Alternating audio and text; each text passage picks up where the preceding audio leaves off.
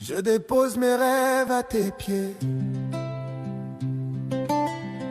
Je dépose mes plans, mes ambitions, mes désirs. J'ai trop voulu faire à ma manière, mais aujourd'hui je veux seulement ce que toi tu veux pour moi. Même si je ne comprends pas, même si le chemin me semble dur, je choisis ton plan, pas le mien. Non pas ma volonté, mais la tienne. Abandon c'est l'enterre. Mes amis, nous avons vu l'aspect théologique, mes amis, de ce qu'on appelle le voile. Nous avons navigué exégétiquement parlant et systématiquement parlant et même pneumatiquement parlant. Nous avons parlé du voile, mes amis. Et nous allons continuer dans cette même lancée ce matin. Mais cette fois-ci, nous n'allons pas simplement nous appesantir du voile. Pour mieux comprendre, mes amis, avant d'engager les prières, il est mieux que nous comprenions qu'est-ce que c'était que le voile. Parce que le plus souvent, mes amis, nous avons reçu des enseignements. Nous avons déjà eu même des déclarations en ce qui concerne le voile. Mais ce mystère-là n'a pas encore été démystifié. Nous n'avons pas encore compris véritablement pourquoi, mes amis, le pourquoi du voile. Pourquoi est-ce que le voile a été ôté? Quel était le rôle du voile même? Et ce matin, par la grâce de l'Éternel, à la prière de 6 heures, nous avons commencé, mes amis, à parler de ceci. Et par la grâce de l'Éternel, poussé par la connaissance, par l'Esprit de l'Éternel, je vais essayer, mes amis, de vous parler d'autres choses, toujours dans le même aspect, sur le même pas, mais frôler une autre chambre que le sens de la mort de Jésus-Christ, mes amis. Et pourquoi ces différents événements se sont produits. Et nous allons parler particulièrement de l'événement numéro 1 qui est le tremblement de terre. Pourquoi est-ce que la terre a tremblé? Mais pour pouvoir comprendre ça, nous allons un peu faire de l'exégèse. Quelqu'un dit Amen. Amen.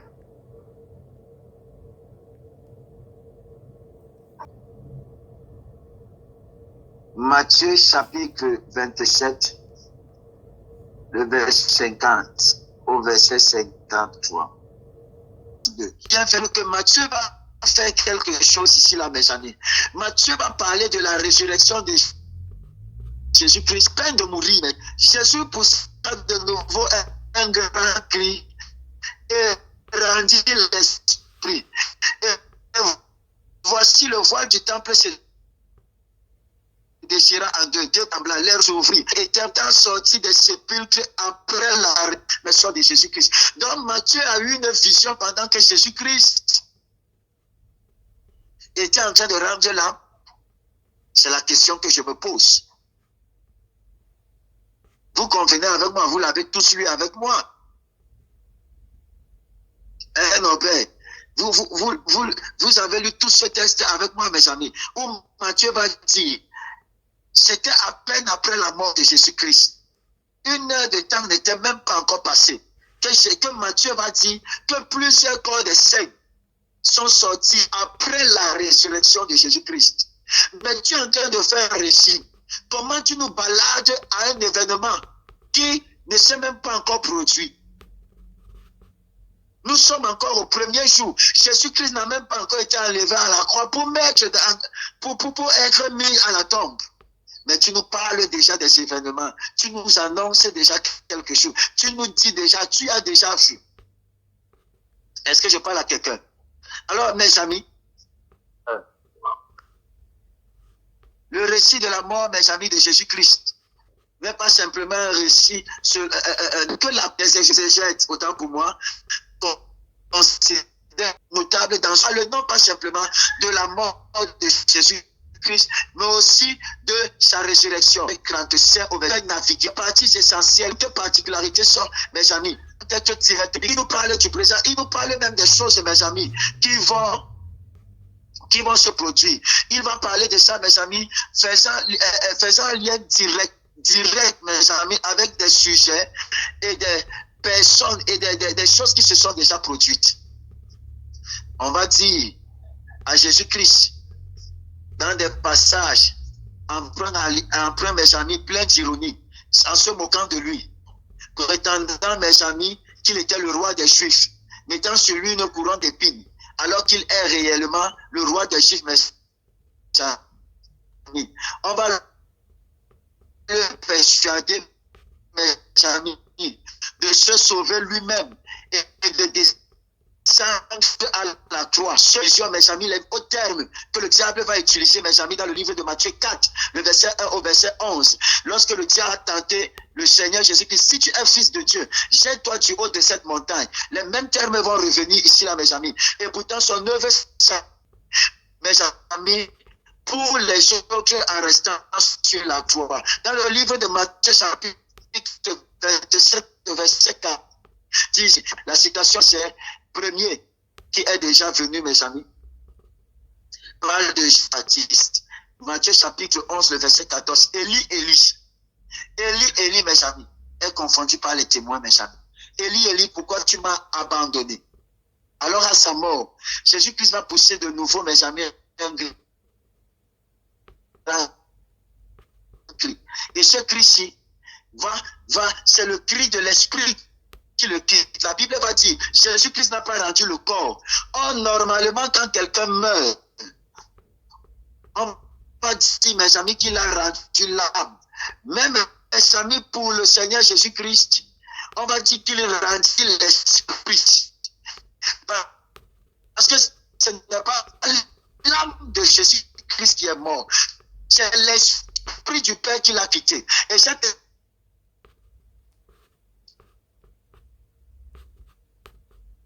ne pouvait pas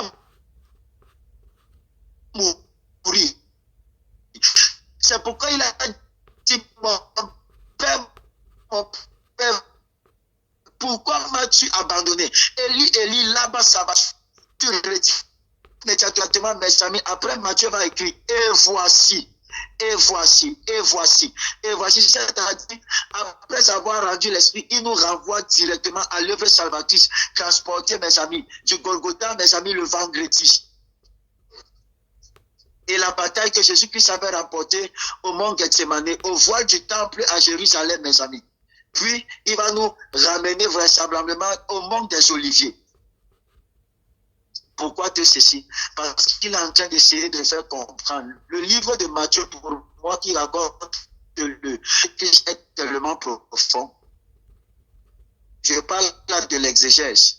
C'est tellement profond, mes amis, parce que ça nous relate non pas simplement l'histoire d'une simple mort, mais l'histoire d'une mission accomplie, d'une prophétie réalisée. Et je me suis posé la question, mes amis, à entraîner ces lecteurs dans un tel tourbillon, mes amis. Comment est-ce que nous, en tant que ces lecteurs, nous pouvons interpréter cela?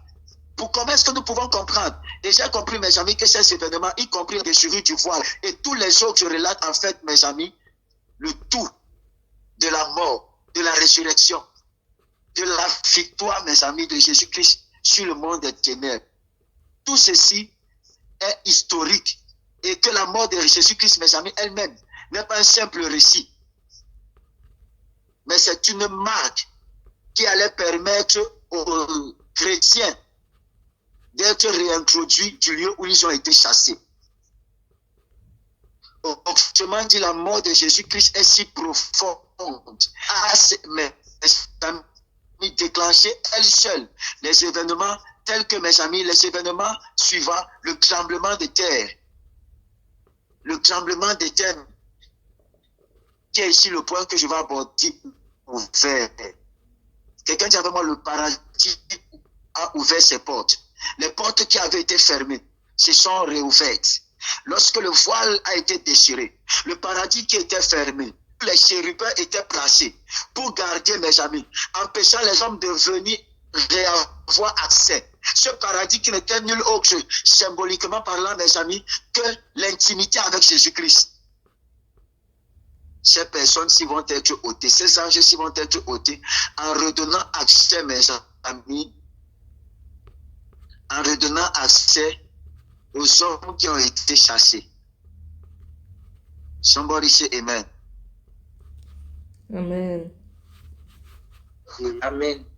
Le lieu où tu avais été renvoyé, où tu n'étais plus trouvé digne, le lieu où tu étais indigne de pouvoir entrer, cet après-midi, je vais te dire, mort de Jésus-Christ n'a pas racheté, mais elle a ouvert les portes du paradis.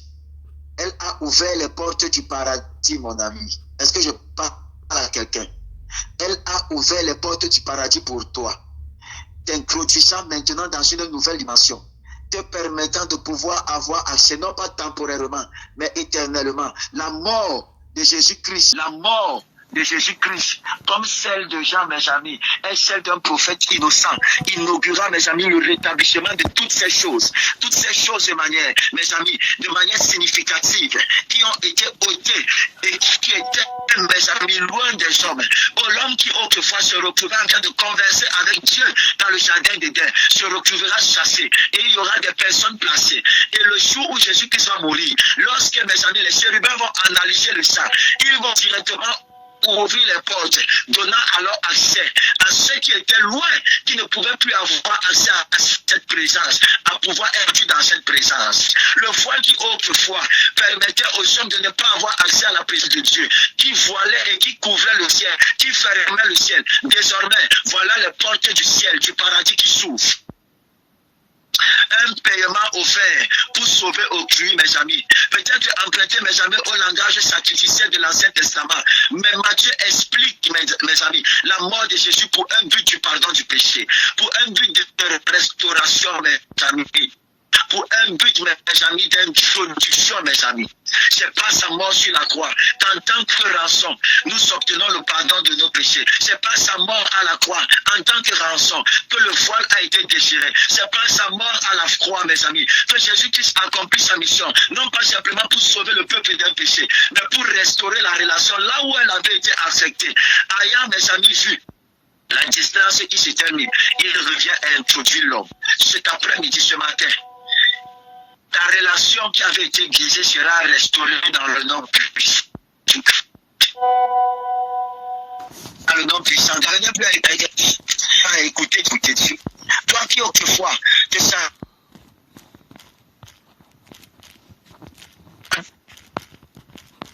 si loin de Dieu. Oh, voici par la mort de Jésus-Christ, tu peux te rapprocher de lui, mon ami. Tu peux te rapprocher de Jésus-Christ. Dans le souligner, et voici dans ta Bible. Et voici, mes amis, et voici.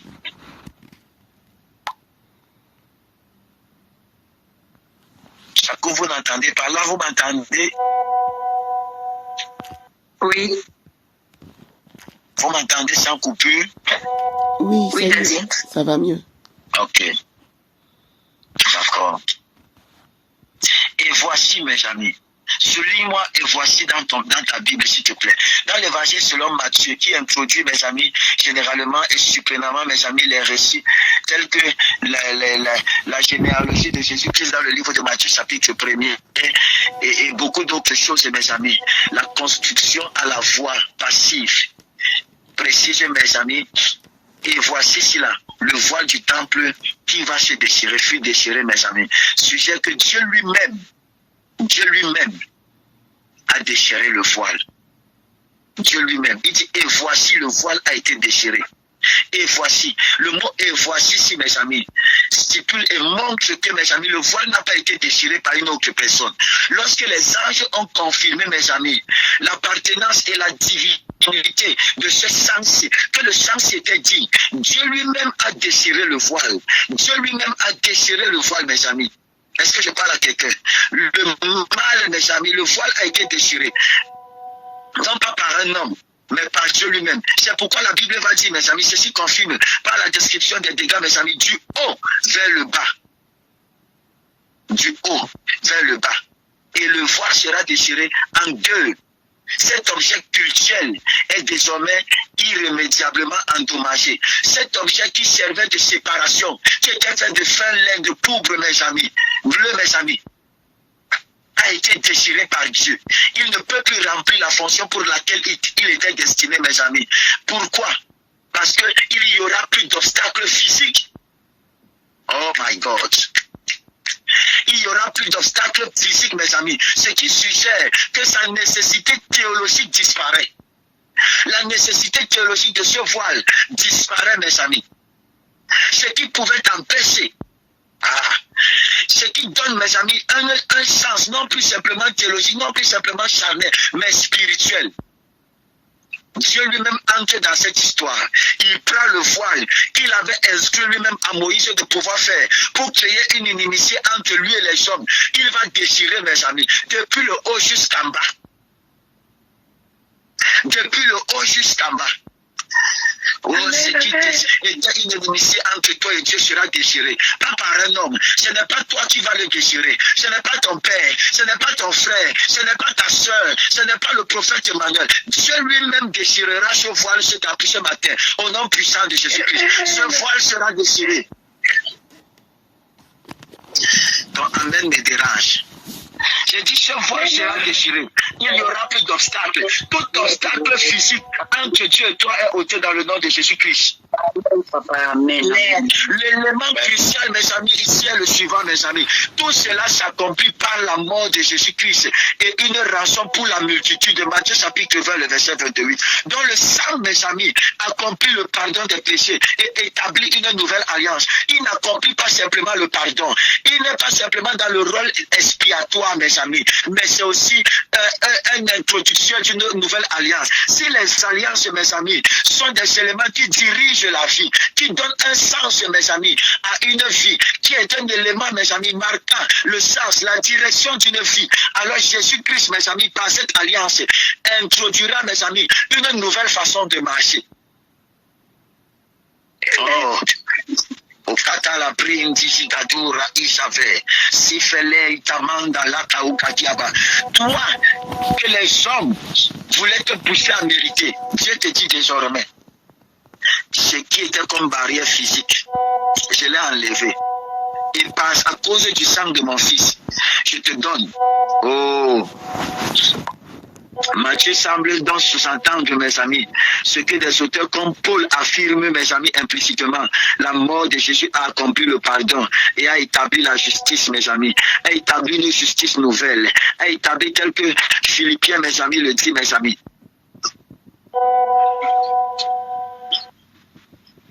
Et je veux préciser que les évangiles n'ont pas été écrits, mes amis, pour les non-croyants. Les évangiles ont été écrits pour des personnes croyantes, pour qu'elles comprennent quel était le rôle et maintenant comment est-ce qu'elles peuvent fonctionner avec Dieu.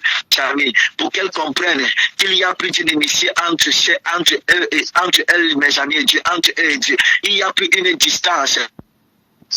Rien, mon ami, ne peut plus t'empêcher de pouvoir communiquer directement avec Dieu. Rien. Ce qui était comme un voile, ce qui était comme une chose, a été ôté, mon ami.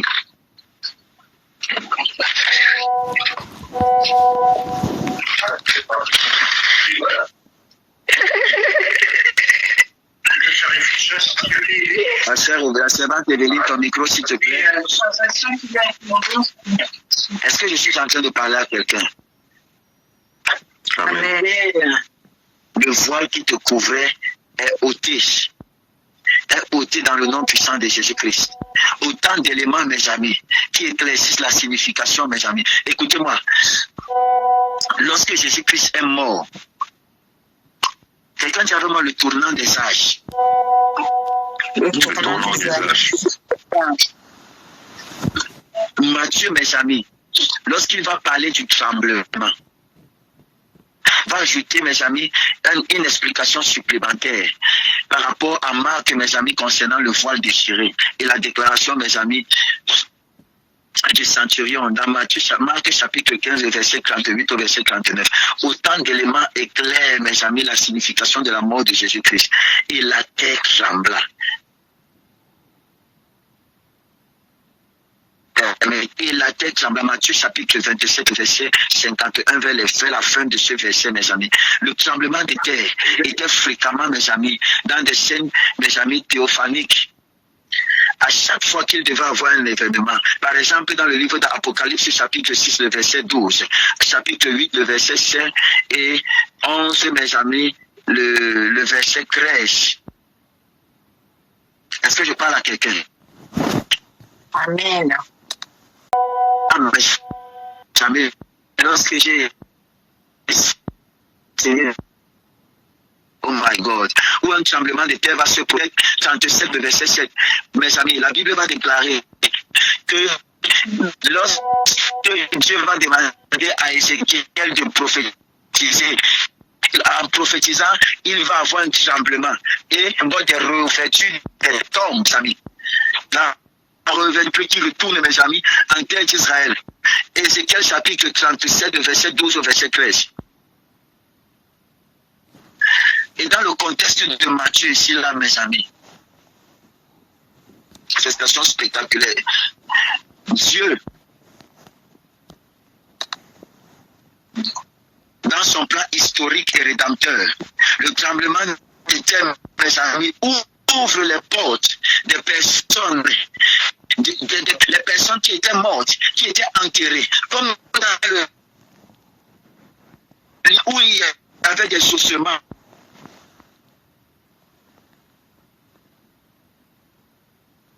Mes amis, où les ossements étaient enterrés, où il n'y avait plus de vie.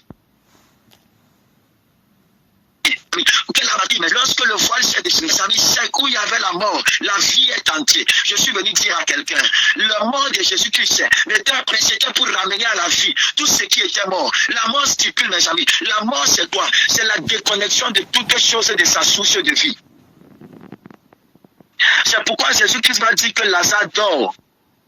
À chaque fois, mes amis, Jésus-Christ va utiliser, dans la Bible, le terme mort est utilisé lorsque l'homme est déconnecté de Dieu. Et le sommeil est utilisé lorsque l'homme est mort, mes amis. Il va dire, Lazare dort. Il n'est pas mort, il dort. Parce que mourir dans Dieu, c'est le sommeil. Mais se déconnecter de ce qui te donne la vie, c'est la mort. Je ne sais pas si on comprend. Donc, toute source, toute ressource déconnectée de sa source finit par tarir. Toute branche enlevée, mes amis, de son trône finira par mourir. C'est là que la mort est constatée. Alors, Jésus-Christ, par le tremblement de terre, est venu enlever cette fissure. Et ce problème qui disait, mes amis, que nous étions morts. Nous sommes morts parce que nous étions déconnectés de Dieu. Nous n'avions pas la vie. Nous étions déconnectés de Dieu. Nous étions comme des tombeaux blanchis, mes amis. Voici Jésus-Christ, mes amis. Lors de sa mort, non simplement le voile va se déchirer, mes amis, mais la terre va trembler, ramenant alors à la vie plusieurs personnes qui étaient mortes. Lorsque le voile sera déchiré, la distance et la séparation qui empêchait aux personnes qui étaient dans le séjour des morts de pouvoir avoir accès au paradis. Maintenant que la porte du paradis s'est ouverte, ils peuvent avoir accès. Et les morts qui étaient morts vont vivre. Je prophétise et je déclare. Là où la mort avait été constatée dans ta vie, là où la mort avait été constatée dans ta famille, oh, il y aura un tremblement ce matin.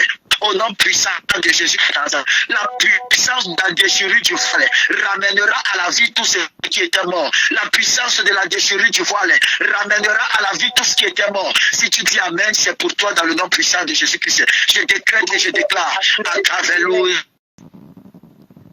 que le Seigneur te visite dans le nom puissant de Jésus-Christ de Nazareth. Amen. Amen. C'est bon, vous m'entendez déjà? Oui. Oui, papa. Oui, on entend. Matthieu est en train de parler non mais des personnes qui étaient mortes, les tombes qui vont s'ouvrir, mes amis. Ah. You are glorious, so glorious in Yahweh. Father, you are glorious, so glorious in Yahweh. You are glorious. Stand and float on the cross. You are glorious, so glorious in Yahweh. You are glorious, so glorious in Yahweh. You are glorious. Les tombes furent ouvertes. Dans le livre de Matthieu chapitre 27 verset 52, les tombes ont été ouvertes, mes amis. Il dit, voici, il dit dans le livre d'Ézéchiel, chapitre 37, de verset 12 au verset 13, voici, j'ouvrirai vos tombeaux et je vous ressusciterai de vos tombeaux, ô mon peuple, et vous saurez que je suis l'Éternel, quand j'ouvrirai vos tombeaux et que je vous ressusciterai de vos tombeaux, ô mon peuple. Écoutez-moi, la résurrection des saints morts est donc une déclaration de Dieu révélant son identité, mes amis, qui se manifeste à travers Jésus-Christ, l'Emmanuel, le Dieu avec nous, mes amis, ramenant à la mort, à la vie, tous ceux qui étaient morts. Tous ceux qui étaient morts, ce qui avait été dit dans le livre d'Ézéchiel, chapitre 37, ces croyants, mes amis, qui étaient décédés, ceux qui étaient partis là, oh, Matthieu dit, les portes se sont ouvertes.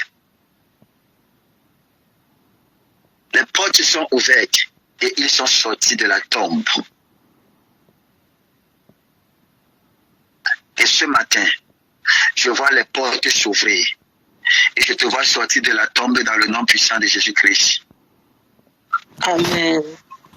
Je te vois sortir de la tombe dans le nom puissant de Jésus-Christ. Amen.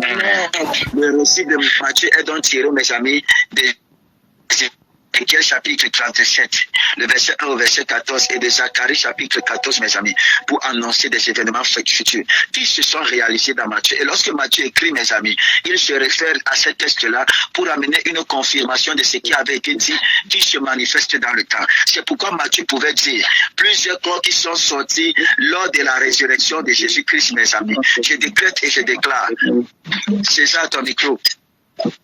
Que là où la mort avait été constatée par la déchirure du voile, tu es ressuscité dans le nom de Jésus-Christ de Nazareth. Tu reviens à la vie. Donc la mort de Jésus-Christ, mes amis, n'est pas simplement un événement, mes amis, n'est pas simplement quelque chose, mes amis, mais c'est un mystère qui rapporte à la vie, qui ramène à la vie tous ceux qui étaient morts. Je déclare donc et je déclare, lorsque le voile se déchire, mes amis, il y a un tremblement. Lorsque le voile se déchire, il y a un tremblement. Et ce tremblement, c'est pour ramener à la vie tous ceux qui étaient morts. Je déclare et je déclare, il y aura un tremblement dans ta vie au nom de Jésus-Christ. Il y aura un tremblement dans ta famille au nom de Jésus-Christ. Pendant ces 21 jours, tous ceux qui étaient morts, tous les domaines de ta vie où la mort avait affecté, où la mort avait touché, je prophétise et je déclare la vie au nom puissant de Jésus-Christ. Je prophétise et je déclare la vie au nom puissant de Jésus-Christ. Ces personnes étaient mortes pendant des années. Lorsque les tombes se sont ouvertes, ce n'était pas les morts simplement d'aujourd'hui, mes amis. Il y a des personnes qui étaient mortes depuis. Je ne sais pas depuis combien de temps des aspects de ta vie ont été affectés par la mort. Peut-être que ce sont les finances, peut-être que c'est ta vie relationnelle, peut-être c'est ta vie sentimentale, peut-être c'est ta vie professionnelle. Tu essayes d'évoluer, mais c'est la mort partout. La mort, mes amis, dans tes finances, la mort intellectuelle, la mort financière, la mort dans tous les domaines. Je prophétise et je déclare à la somme de ces prières, mes amis, au pied de la fin de ces programmes, tu auras déjà fait le constat que plusieurs des choses auront ressuscité dans ta vie au nom de Jésus-Christ, dans ta famille, dans la vie de tes enfants. Ça porte la résurrection. Pendant que nous sommes en train de parler, il y aura tremblement de terre, il y aura tremblement de terre, il y aura tremblement de terre, il y aura tremblement de terre au nom puissant de Jésus-Christ. Tu vas dire avec moi, mon Père, mon Père. Mon Père, mon Père. Que la terre tremble ce matin. Que la terre tremble ce matin. Et que les sépulcres s'ouvrent. Et que les sépulcres s'ouvrent. Au nom de Jésus-Christ de Nazareth. Au nom de Jésus-Christ de Nazareth. Pendant que le voile est déchiré. Pendant que le voile est déchiré. Il y a un tremblement dans mes fondements et dans ma fondation. Il y a un tremblement dans ma fondation. Il lève la voix et commence à prier ce matin. Kaparous, Katelema, Dayaba, Elepekolebrados, Kotorabade, Italakatayabrados, Katayabarakede, Imantalakefa. Père, qu'il y ait un tremblement ce matin, qu'il y ait un tremblement ce matin, qu'il y ait un tremblement ce matin, qu'il y ait un tremblement ce matin, qu'il y ait un tremblement ce matin, au nom puissant de Jésus-Christ de Nazareth. Amen. Amen. Quelqu'un a une question à poser par rapport à l'enseignement où tout a été compris? Tout le monde a tout compris?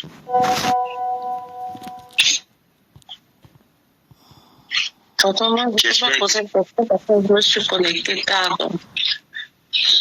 Ok. Il y aura un régime qui va passer. Sois béni dans le nom de Jésus-Christ. Écoutez-moi, mes amis. J'espère que vous n'avez pas été embrouillés entre les versets du Nouveau Testament, de l'Ancien Testament et l'exégèse, mes amis. C'était nécessaire pour que vous puissiez comprendre. Et nous allons continuer encore tout à l'heure à 12h. Il y a la suite, mes amis. Il y a un grand mystère derrière cette histoire du voile déchiré. Que le Seigneur vous bénisse. Que sa grâce soit dans vos vies. Dans le nom précieux de Jésus-Christ de Nazareth. Je nous donne rendez-vous tout à l'heure lorsqu'il sera 12h. Shalom, shalom à tous. Shalom, shalom.